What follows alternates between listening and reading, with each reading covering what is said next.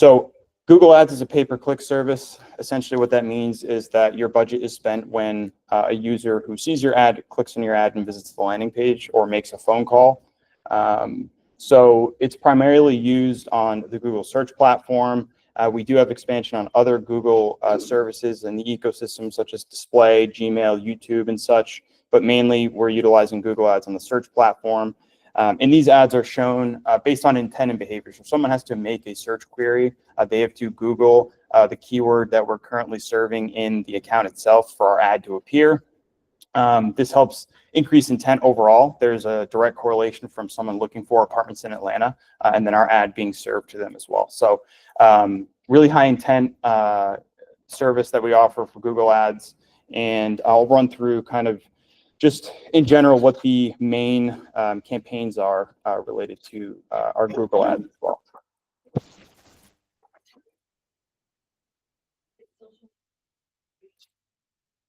Oh, okay. Yeah, I guess so.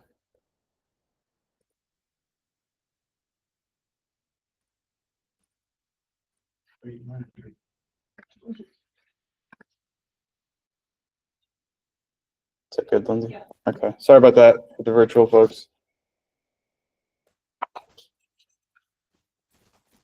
All right, so we'll jump into each type of Google ad that we currently run. We really have four main types that are active in at least some of our accounts. I discussed search briefly. Search ads are definitely most common. They're the most fundamental channel that we offer for Google Ad services. They're text-based sponsored ads. They're the ads you see in between the organic search results on Google's search page. Again, these are served when a user conducts a keyword search for a keyword that we're currently serving in the account. They're really effective for capturing immediate and high intent demand. Again, the intent is there from a user searching that keyword, and these are, again, our most common ads that we currently run.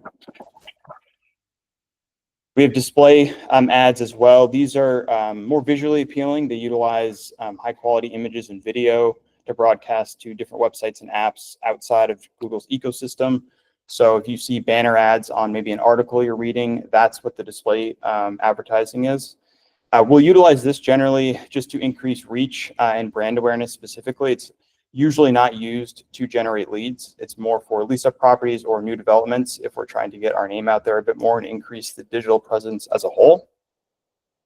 For Performance Max, this is definitely the most advanced Google campaign that they currently offer. It utilizes AI and automation to deliver ads in like an optimized audience. A lot of back-end stuff going on behind the scenes with Google, essentially optimizing your audience based on the conversion data that we currently have in the account. It will serve ads across search, display, Gmail, YouTube, and discovery as well. So it really accomplishes a bunch of different outlets just in one campaign itself. The strengths of this campaign are definitely maximizing conversions by utilizing that those channels and the optimizing the back end to make sure we're maximizing the conversions as a whole. And then we have demand gen as well, designed more to, again, similar to display, just generate interest and engagement from users who may not be actively searching for your product, but may have interest in based on their search history and such. This demand gen campaigns will focus more so on Google's ecosystem. They aren't going to serve on Google partner sites. So you're not going to see these type of ads on ESPN.com or any news site. These are generally going to be focused on YouTube and Gmail, and they'll advertise to, again, users that have maybe some search history that would indicate they're interested in the property, but haven't explicitly made a search for that ad to be served in. Yeah, of course. Can you just explain that Google Partner Network and what that means and how that works within a campaign? Yeah, absolutely. So the display network is really comprised of millions of different websites. Websites can opt into the display network, and it allows for Google to serve ads on their website. So if we go into the account and we enable display network to be active on a specific campaign or a specific account, we're allowing Google to serve our ads on those websites. So there's a lot of benefits to it. Again, it gets your name out there. We generally see impressions rise pretty considerably. We generally see clicks rise pretty considerably as well when we enable that. There are some drawbacks, which I will address later on. But yeah, when that is enabled, like Jad said, when the display network is enabled in that account, it is essentially giving Google permission to advertise our ads on the partner sites, which are websites that have opted into that display network. Does that make sense? Yeah. It might be already outlined in maybe a package graphic you guys have. But historically, which one of these ad types is has the best track record specifically? We definitely say search because we launch all of our accounts with 3 search campaigns. It's like the most fundamental baseline that we like to gather conversion data from. We won't launch Performance Max demand gen until further on in the account cycle, simply because both of those campaigns generally need some type of conversion data to work properly. And search ads are the most popular advertisement in Google's ecosystem. And they're generally the highest intent as well. Since someone is explicitly making a search for that ad to be served, they have the highest intent, which means they have the highest chance to submit a form, or they have the highest chance to make a phone call. And it also means they are probably furthest down the lead funnel as well. So it helps us avoid unqualified traffic, or at least limit it with that high intent ability of search. More question. Yeah. Which one of these ad types is best for, I guess, like a property that's starting from the very beginning? It doesn't have a say like a lease up that we don't really know what the demographic is like yet, or we're just going off of our best guesses at that point rather than real data. Yeah, absolutely. I would say a partnership between search and display. Display is really good at gathering an audience. We'll utilize a mix of display and remarketing at times, both on Meta and Google, where we will send out a display campaign, have the landing page be the property website, and then we'll remarket to those same people in a separate advertisement, so that we're essentially having 2 touch points with that specific audience. So I wouldn't say one specific campaign is best for maybe a newer development, or one that we don't have a ton of information on. I would say search, again, to create that fundamental baseline for the conversion data. Display to create and build the audience and also get your brand out there. And then basically what we do is, once we get enough conversion data, we'll implement a Performance Max campaign and then utilize the previous conversions that we've received for that campaign, and they'll optimize it, and it's kind of working in that cycle. So we don't like to launch Performance Max right off the bat, since it does best with previous conversion history.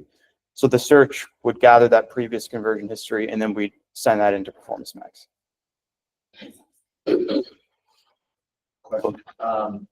So where do we typically, what's the kind of time frame that we feel comfortable with launching Performance Max campaigns after a campaign goes live? So with search, display, Yeah. what's that timeline look like? Yeah, generally, it does vary depending on the property, depending on the budget.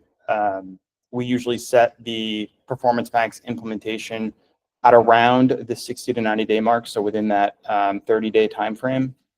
Again, generally, we like to focus more on the amount of conversions we've gathered rather than the time, simply because if we had a account come in with a really high budget that gathered conversions at a really, really quick rate, since we already gathered that conversion data, we can implement the Performance Max campaign a little bit quicker compared to maybe a property that came with a really low budget, took a little bit more time to gather it, and then we wanted to wait to implement that. The number is generally 10 to 15 conversions. That's Google's recommendation. Once you gather that across the account, you can normally implement the Performance Max campaign with no issues.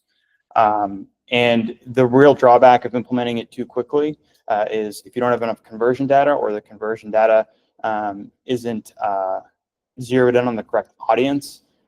If you had unqualified leads to begin the account, and then you tell Google those unqualified leads are the ones we want to use to optimize the Performance Max campaign, you get stuck in a really poor cycle for the whole account life. So that's why we like to wait, gather as many conversions as possible. And usually that comes in, to get back to your point, around the 60 to 90 day mark from when the account launches ads. Any more questions on any of these campaign types? I'll dive deeper into each one in the next few slides. I don't want to derail you too much here, but just one more question. Mhm. So there's a lot of question around onboarding, and people are like, oh, let's launch this PPC campaign. And we're like, well, it's going to take 60 to 90 days to optimize. Mhm.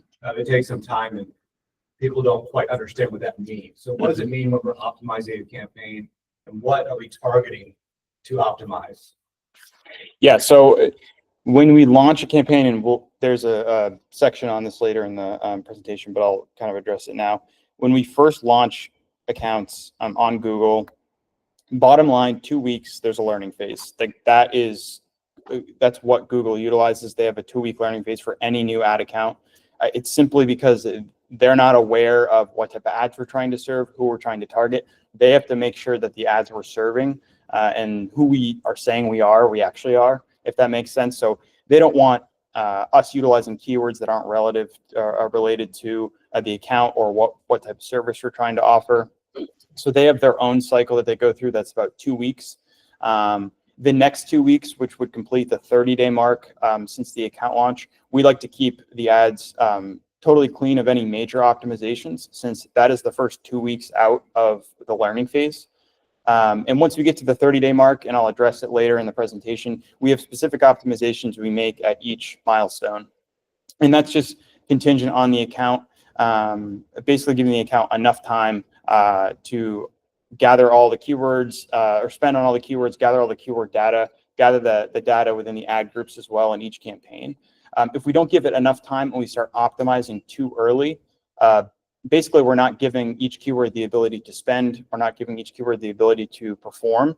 And if we start making rash decisions really early on in the account, there might be a keyword that spent $60 to start, didn't convert, and then over the next $60 converted 4 times. And if we pause at that $60 mark and we never run it again, we don't run it for the next 3 months, now we're losing out on conversions that we would have had if we would have followed our process. So that's really the biggest point that we try to emphasize is the 3-month period that we have, the 30, 60, 90-day marks post account launch, is really in the best interest of the account over the next 3, 6, 9 months, because it will help gather the conversion data, allow for the account to optimize correctly, and we won't make any rash decisions and overreact over the first 30 days or so. And our whole process is optimizing conversions, right? Maximizing. Correct. conversions and- Our ultimate goal is to get to the conversion bid strategy known as maximize conversions on Google, which basically uses the conversion data that you're talking about and says, we're not going to bid equally across all keywords. We're going to zero in on the keywords and the audiences that convert. And so instead of spending on keywords that haven't converted in the past, we're going to push all the money into those keywords that have shown the ability to convert. So all of this 30, 60, 90-day process that we have is trying to push us into that maximized conversion bid strategy, which ultimately will do wonders for the account, including increasing conversion rate, lowering the cost per conversion, gives us a ton more insights into what keywords are working and such. Yeah. Any other questions? Okay, awesome. So I'll jump into search ads. I know I touched on it briefly already. But generally, the primary objective of search ads are just to achieve those highly qualified leads by utilizing common PPC practices to serve those ads to the most relevant users.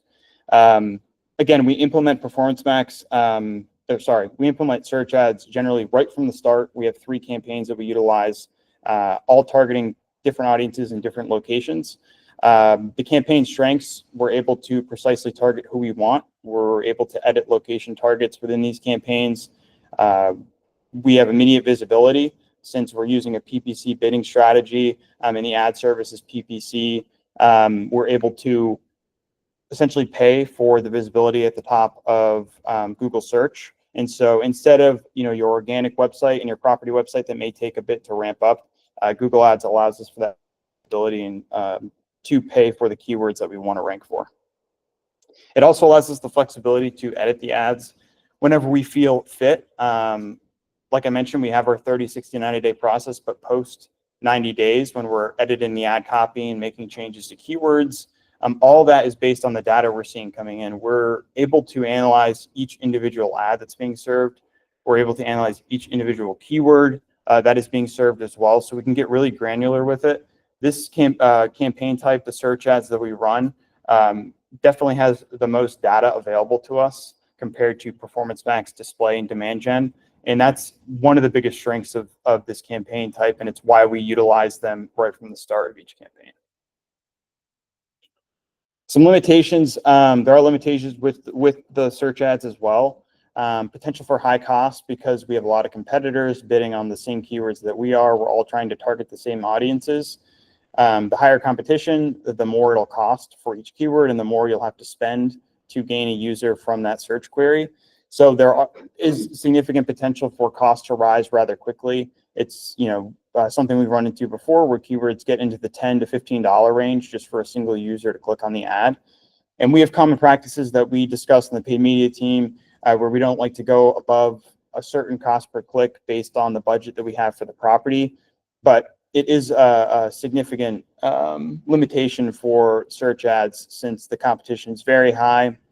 And to your point as well, this is kind of the best ad to run for multifamily. So all the multifamily properties in the area that we're trying to target are running search ads as well.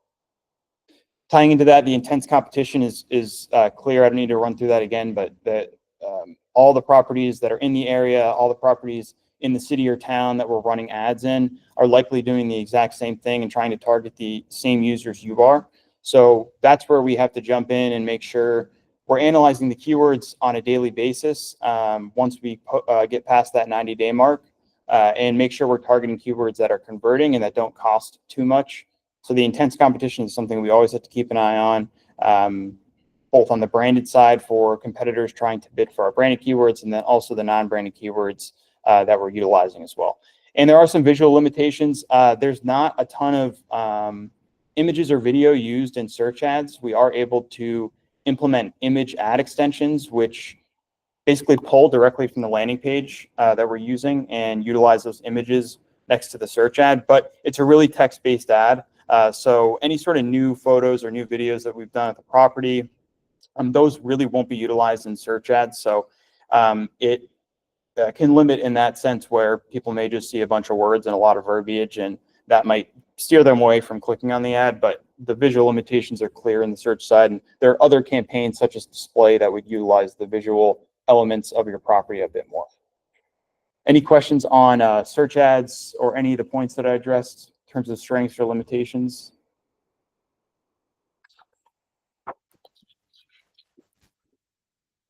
Awesome. And this is just an example of kind of what you would see in terms of search ads. So you can see the sponsored tag right at the top there. This would appear normally at the top of the organic search results. So say someone searched luxury apartments in wherever your property is located. This is the kind of ad you would see appear towards the top of organic results or somewhere in the middle of the first 2 to 3 organic results. And this is just kind of an example of what it would look like here as well. Do you talk about your landing pages at any point in this process? Not explicitly, no, but I can touch on any. Yeah, I've had a question there, like, we're advertising on Rent Now. What's that? I was like, Rent Now. It's like, oh. Your name for your landing page. So people probably don't understand where we're directing traffic in all locations. Yeah, so the landing pages we use is the Rent Now landing page. We've built that out. Our web services team has built that out to optimize for immediate lead generation. So form submissions and phone calls are the main conversion actions that we utilize for that landing page. The ultimate goal of the landing page should be to have that user complete a conversion action, whether that be submit a form or make a phone call. You don't want to be directing users from your advertisement to your property website, because if they land on their property website, now they have to go click schedule a tour, and now they have to go click another button to submit a form. So we're optimizing a specific landing page that's geared towards getting those conversions quickly and efficiently. And so that's why we build out a Rent Now landing page separate from your property website to push the traffic into a more direct route to confirm that lead. Any more questions on that, Jay? Also, just to touch on that, very similar concept to the ILS. So the ILS is a glorified. The challenge with an ILS is that you've got all of these other competitors and properties that they can see on that landing page. So it allows them to kind of hop off and go check another market. Our landing page is for to specific property, but it's all for that top of funnel traffic, which is what that traffic is. They're searching for an apartment, they're gathering information. We're serving very relevant information and having very targeted conversion actions, which is submit a form or make a phone call. So through tons of data that we've collected, our landing pages are a very core and crucial part of our strategy because they convert higher. On average, I think it's 7 to 8% higher than any other sending it to like website, the website. So we are very doubled down on our landing pages because they just convert higher and generate more qualified leads. So moving to the next type of ad for Google advertising. So that's Performance Max.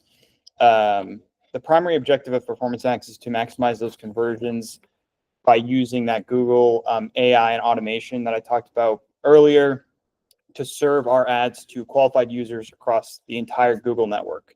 That expands beyond the general search structure that search ads touch on, allows us to run ads on YouTube and Gmail, as well as search as well. The main strengths for Performance Max, the cross-channel ability, the campaign type, again, optimizes across the entire advertising ecosystem, includes search, display, Gmail, YouTube, really increases the reach overall for the property itself, expands off of search, and allows us to basically find the best conversion opportunities outside of search and find those additional qualified users on YouTube and on Gmail and the other Google partner sites as well. It also utilizes the machine learning, like I talked about, in the back end, a lot of automation and AI going on. It analyzes a lot of data, all the data that we're gaining from the ads being served.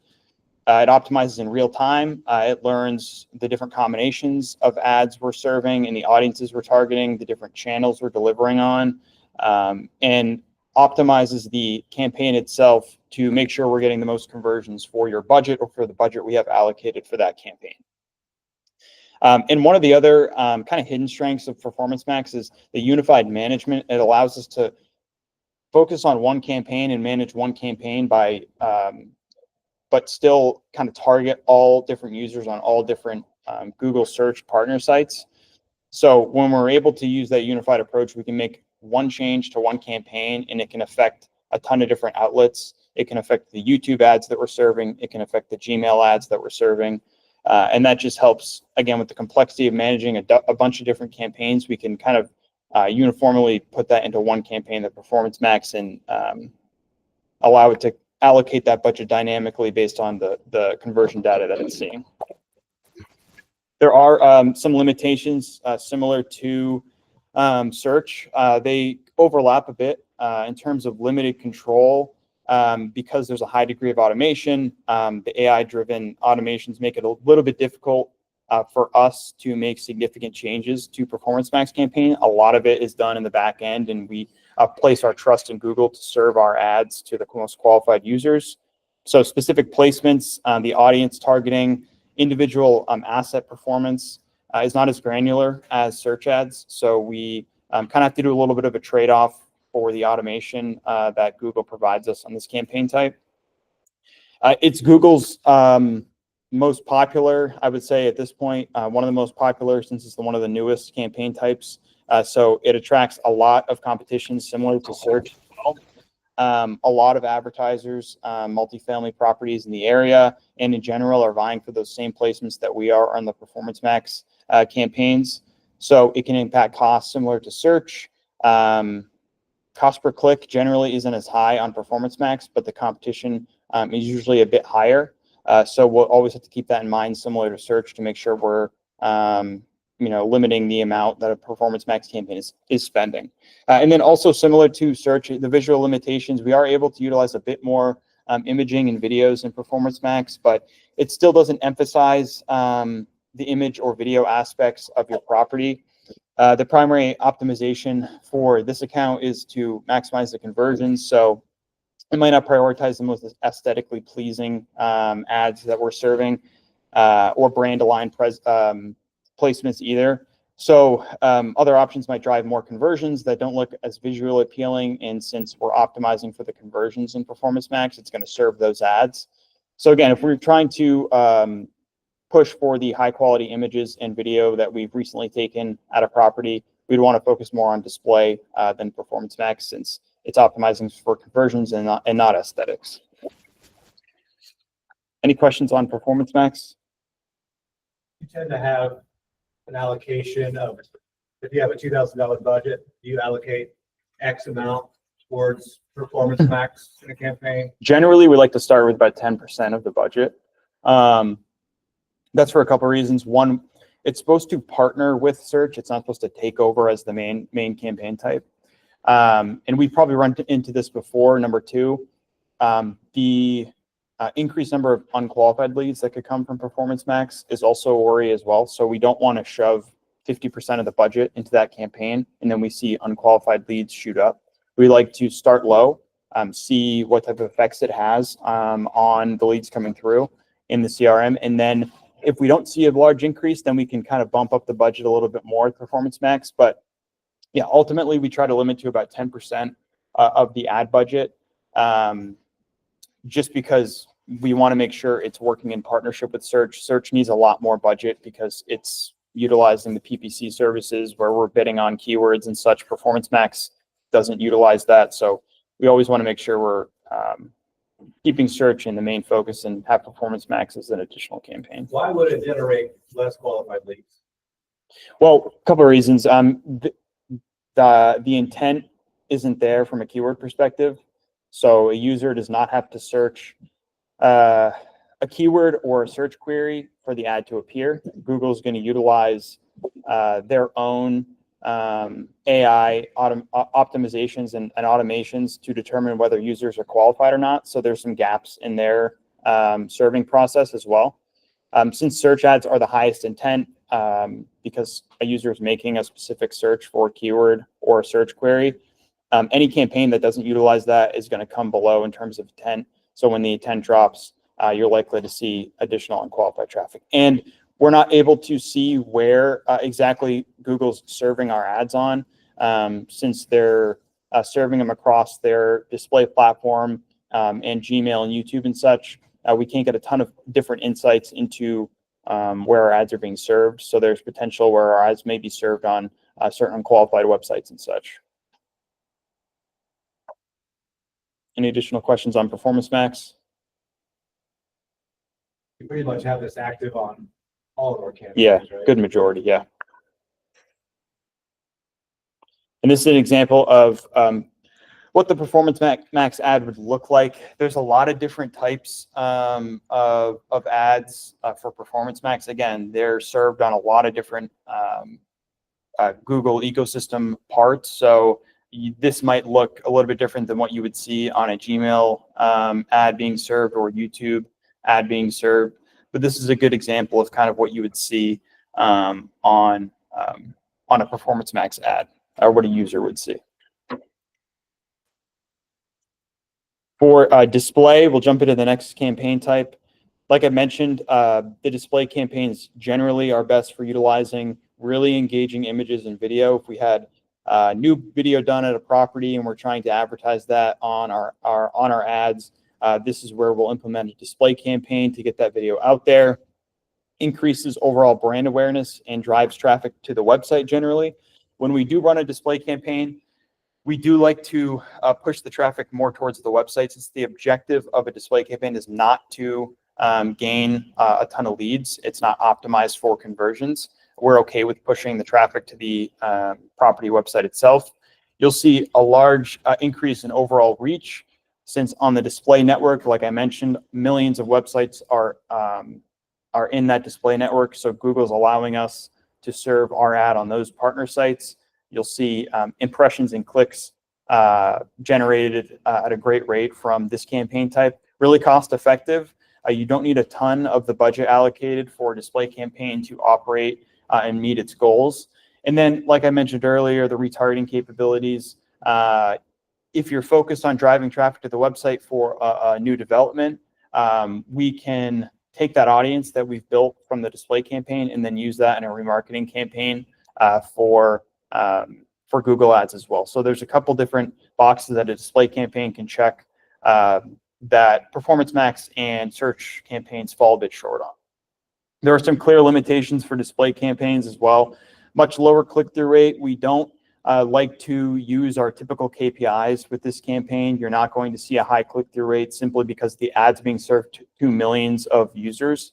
There's going to be a large number of impressions and a larger number of unqualified users viewing the ad. There's no intent. There's no search intent explicitly, so no one is making a search to see the ad. Google's going to serve the ad to users they think might click on the ad, but they're not perfect. It's not backed necessarily by the keyword data that we have. So whenever you have a much lower intent, you're going to see the click-through rate drop as well. Unqualified placements, like I spoke about earlier, Google has the display network that has millions of websites opted into it. Some of those websites would elicit some unqualified traffic. At the beginning, a launch of a display campaign, we're not able to mark certain websites off as exclusions. Once the display campaign starts to run, we can get some data from Google that tells us where our ads are running, and then we can mark those websites off as exclusions so we don't run on those sites. But at least at the beginning of a display campaign, there's potential for some unqualified placements. And then overall user annoyance, we've all been on websites where we see the banner ads appear over the text we're trying to read and such. This can be an issue with display as well. If users' first interaction with the property are seeing an ad that's blocking their text, it can put a bad taste in their mouth as well. So we want to make sure not only are we serving the ads on qualified websites, we're also not overwhelming users that are having their first interaction with the property from a banner ad or display ad. Could you just explain remarketing? Yeah. So the main aspect of remarketing is essentially adding a second touch point to an audience that previously interacted with your business. So in this case, if we were running a display campaign, let's say we ran it for 30 days and we gathered 3,000 clicks to the website. We can then go into our Google Ads interface. We can create a new campaign, and we can specify to Google the audience that we want to target is basically the audience we've gathered from this display campaign. Any user that has visited the website over the past 60 days, we want to target those users specifically because there are instances where users need multiple touch points to then submit a form or make a phone call. So we can create a display campaign, gather that audience, and then utilize that audience in a separate campaign and retarget those same people. We generally see about 20 to 25% of our conversions in Google Ads need about 2 additional touch points. So about a fourth or so of users that are submitting leads need a second interaction with the ad or a second interaction with the property itself to finally submit that form. So we don't want to lose out on those people, lose out on those users. So if we can remarket to them through an audience that we create with the display campaign, we'll see conversions rise because of that. Does that make sense? Any other questions on display campaigns? What would be an example of a website that you want to exclude after 30 days for multifamily? So if we're looking at a property that's more luxury, that's a bit of a higher cost, any sort of remarketing or placements that are on like lower income housing and such, we don't want users who are going to get rejected for credit reasons or simply because they can't afford the apartment. We don't want to be serving our ads to them. So those are the types of sites that we've seen appear at times, affordable housing sites for properties that really don't offer that type of housing. Those are the types of sites that we would mark as excluded and then from that point on, after we mark them as excluded, Google won't serve the ads on those sites anymore. But does Google tend to keep them within the same sector, like within multifamily type Yes, partner websites? in general, yes. So if you sort by cost, when you look at the websites that the display campaign's serving, a lot of the spend and the cost is coming from multifamily related websites, which is good because, you know, that obviously there's some intent behind someone looking at apartments.com or Zillow or whatever it may be. So a lot of the cost, a lot of the spend does come from multifamily related sites.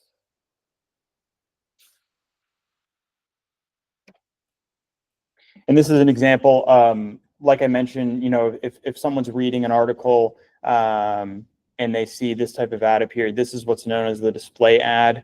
You've probably seen these on websites that you visited as well. And this is kind of an example of what you would see. Could be on the top before an article page, could be on the side as well. But this is what the display network is when I'm discussing that display network.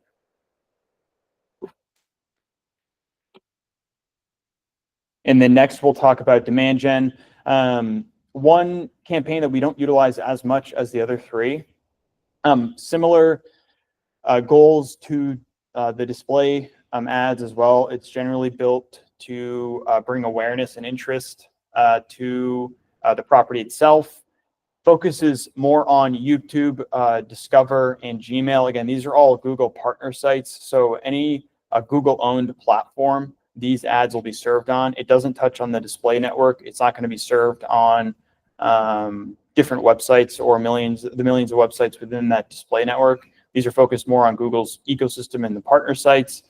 It checks the same boxes as display, building the brand awareness, reaching the new audiences that we discussed earlier.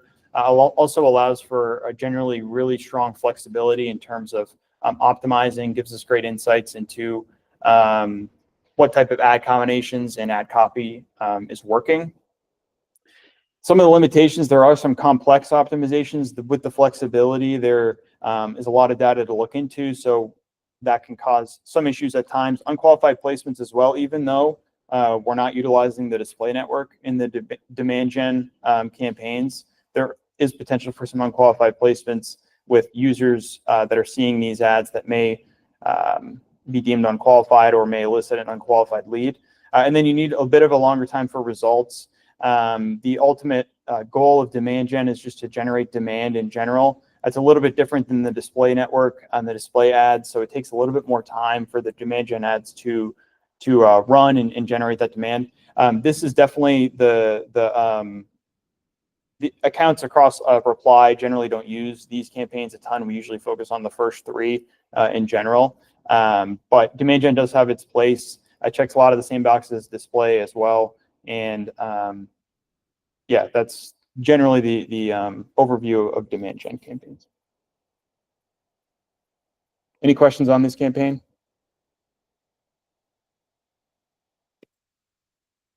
And then these are generally what you'll see for demand gen ads. Again, those are the 4 or 5 main platforms that will serve demand gen ads. You're talking YouTube Shorts, YouTube in-stream, so someone watching a video, the ad that appears before the video could be your property ad. In feed, so someone just scrolling through YouTube as well. The Discover network, which is Google's network that they serve ads on all their platforms, and then Gmail as well. If someone's looking at their email, they may be served a sponsored ad at the top of their inbox, which could be elicited through demand gen ads as well. What's the main difference between demand gen and Performance Max? So demand gen is not optimized for conversions. It's more optimized for the display ad checklist. So it's to more build brand awareness and increase reach overall. Performance Max is more utilized for conversions. So if we're looking to increase lead volume, we'll create a Performance Max campaign. These are generally used in the same way display is. If we have a new development that doesn't have a ton of brand presence on the digital marketplace, we'll serve these ads. Additionally, if a property has a name change, we'll serve these ads as well to make sure the name change gets out there as well.